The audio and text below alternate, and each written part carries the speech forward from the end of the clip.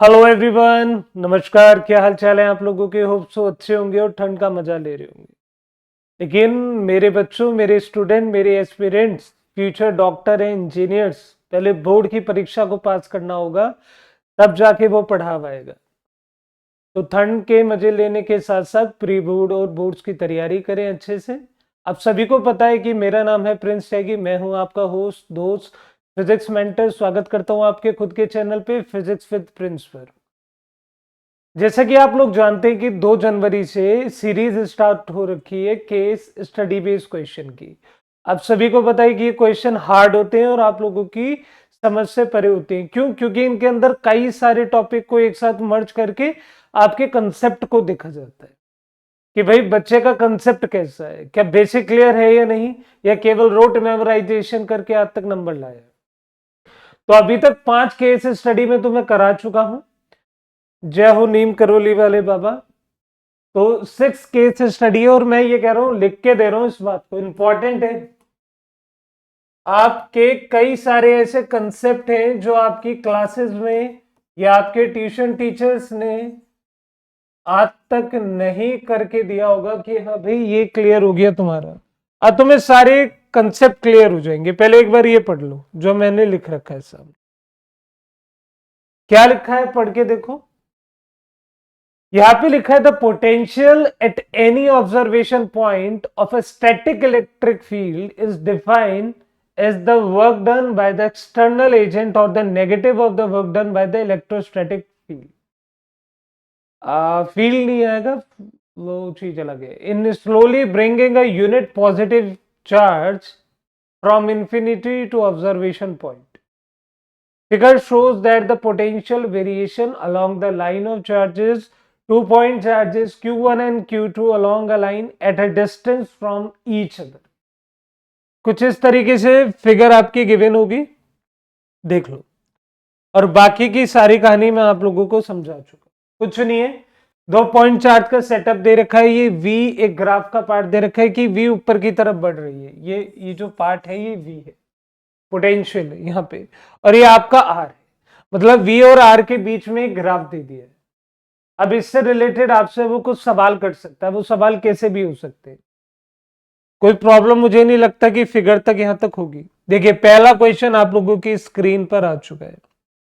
पहला क्वेश्चन कहता है eight which of the point 1 2 3 is the electric field is 0। चलो फिगर दिखा दूं, ये रहे। तो यहाँ पे 3 पॉइंट गिवन है इस ग्राफ के अंदर, V और R के वेरिएशन के ग्राफ के। 1 ये वाला, 2 ये वाला, 3 ये वाला। तो आपको मुझे सोचकर बताना है कि यहाँ पे इलेक्ट्रिक फील्ड किस पे 0 हो सकती है। मुझे पता है आप लोगों ने स्क्रीनशॉट ले लिया होगा।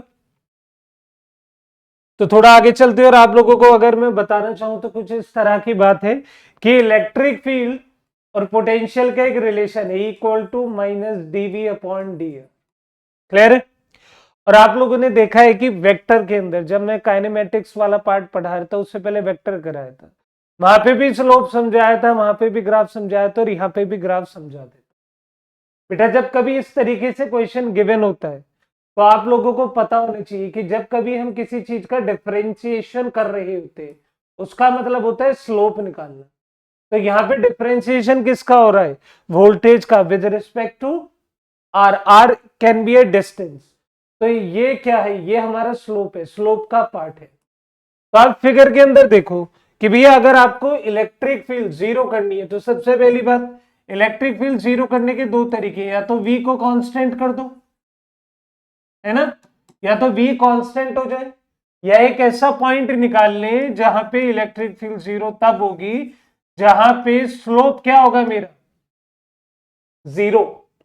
मेरी बात समझ आ गई? देख लो ये 2 पॉइंट है, बहुत इजी से, कुछ नहीं इन पॉइंटों में।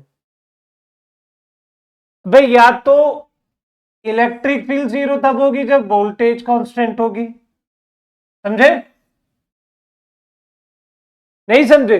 अरे भाई डिफरेंशिएशन ऑफ कांस्टेंट क्या होता है? Differentiation of constant is always 0। अगर वोल्टेज कांस्टेंट हो गई तो इलेक्ट्रिक फील्ड डायरेक्टली 0 हो गई ना। तो सिर्फ फिगर के अंदर, भाई फिगर के अंदर तुम्हें ढूंढना है वो कौन सा पॉइंट है जहां पे इलेक्ट्रिक फील्ड 0 होगी। इतना पॉइंट नोट कर लो, स्क्रीनशॉट ले लो, उसके बाद बता देता हूं। देखो ध्यान से। हट जाएगा, मैं पहले बता रहा हूं। यहां पे अगर तुम्हें दिख रहा होगा स्लोप के अंदर कोई भी ऐसा पार्ट नहीं है, देखो ये स्लोप बढ़ रहा है, ये स्लोप भी घट बढ़ रहा है, ये भी घट बढ़ रहा है, लेकिन इस पॉइंट को देखो, इस पॉइंट को, इस पॉइंट, यहाँ पे स्लोप की वैल्यू, यहाँ पे स्लोप की वैल्यू कितनी है, 0, और जहां पे स्लोप की वैल्यू 0 वहां पे इलेक्ट्रिक फील्ड 0, क्यों, क्योंकि ये ग्राफ और V और R का, इसका मतलब थर्ड वाले पॉइंट पे हमारी इलेक्ट्रिक फील्ड हमेशा कितनी रहेगी, 0 रहेगी। डन। तो देखो option number D is correct. कितना इजी था।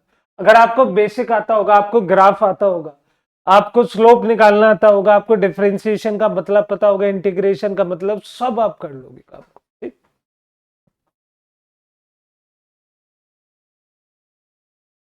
हाँ, क्वेश्चन आता दोबारा, बहुत अच्छा क्वेश्चन चल रही है, क्वेश्चन ही अच्छे चलेंगे, याद रखना। The sign of the charge Q1 and Q2 respectively are. एक कॉपी पेंसिल लेके बैठ जाया करो, क्योंकि ये फोन वाला सिस्टम ये मुझे समझ नहीं आता। अब बार बार पीछे देखोगे स्क्रीनशॉट में, आप लोगों से पूछा है कि Q1 और Q2 क्या थी, अगर मैं Q1 और Q2 की बात करूं तो दोबारा देख लो। आपसे पूछा है Q1 क्या है, Q2 क्या है, तो भैया अगर मैं Q1 Q2 की बात करूं तो आप लोगों को सबको एक बात पता होनी चाहिए। उससे पहले मैं आपको कुछ चीजें सिखा देता हूं, ताकि इन फ्यूचर आपको किसी भी तरीके के सॉल्यूशंस में या किसी भी तरीके के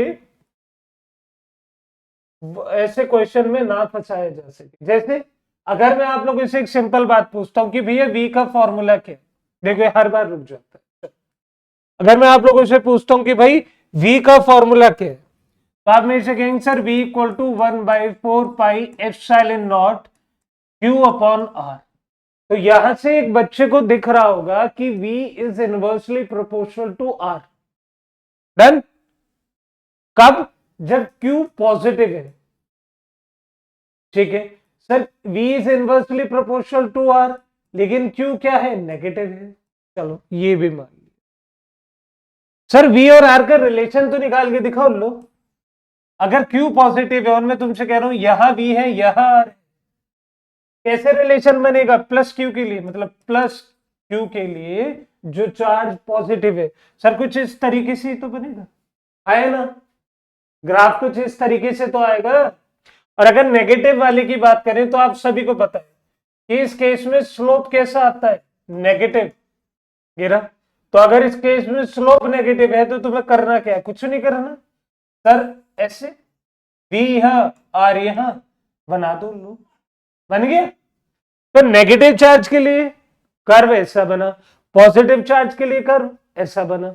अब फिगर के अंदर जाके देख लो नेगेटिव कौन सा पॉजिटिव कौन सा, ये देखो ऊपर पॉजिटिव वाले सेक्शन में बन रहा है तो ऑब्वियसली क्या हो गया, पॉजिटिव चार्ज, और सर ये नीचे की तरफ बन रहा है तो कौन सा हो गया, नेगेटिव चार्ज।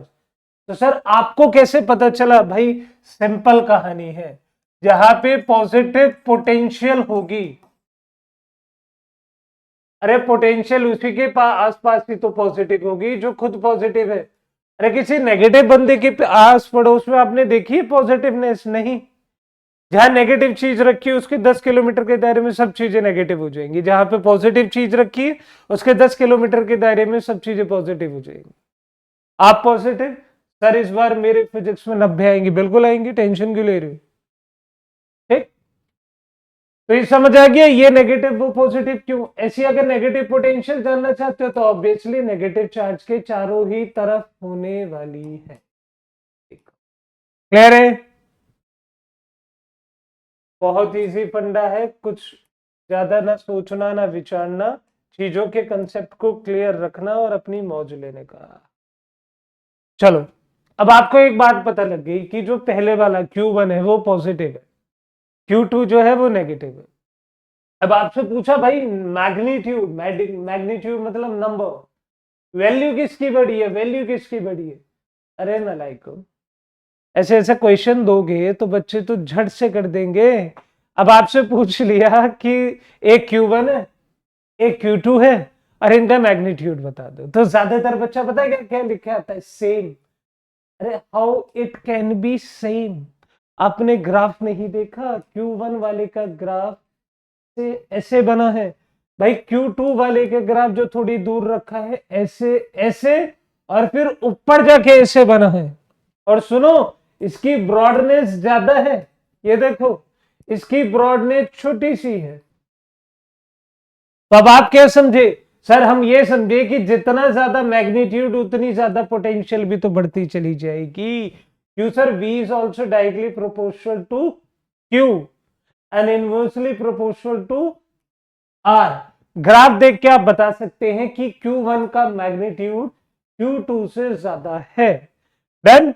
बेटा जिसे ग्राफ पढ़ने नहीं आते प्लीज जाके प्लेलिस्ट खोल लो, काइनेमेटिक्स में ग्राफ वाला सेशन पढ़ लो। स्लोप, व्लोप, area, integration, differentiation, hanging slope, hanging curve, descent curve, curve, exponential, parabola, जो भी होता है एकदम सब सब समझ आ जाएगा। बेटा यही तो बेसिक है। ये क्वेश्चन वो कर देता है जिसका बेस अच्छा होता है। एंड लास्ट, अगर बेटे ये नहीं कर पाए ना तो प्लीज छोड़ देना, पास तो हो जाओगे, अच्छे नंबर नहीं आने के। कह दो सर हमारे लिए तो यही अच्छे नंबर है, हम पास हो जाएंगे। चले देखते, ये आप लोगों के लिए होमवर्क है। और ये 9th-10th का क्वेश्चन है, इलेक्ट्रोस्टैटिक फोर्स कंजर्वेटिव होती है या नहीं, नॉन कंजर्वेटिव, रेशो क्या, इनमें से गलत बताना है, ठीक है। तो जुड़े रहिए हम लोगों के साथ ऐसे केस स्टडी बेस्ड क्वेश्चंस के लिए। सून हम लोग पर चैप्टर के साथ एक रैपिड सेशन लाएंगे, लाइक 2-3 घंटे में एक चैप्टर को निपटा देंगे। आपके सारे डाउट, आपके सारी क्वेश्चन, सारी दुविधाएं, सारी क्वेरी, सारी प्रॉब्लम सब क्लियर हो जाएगी। तो take care till the next session, love you all, good night, bye bye.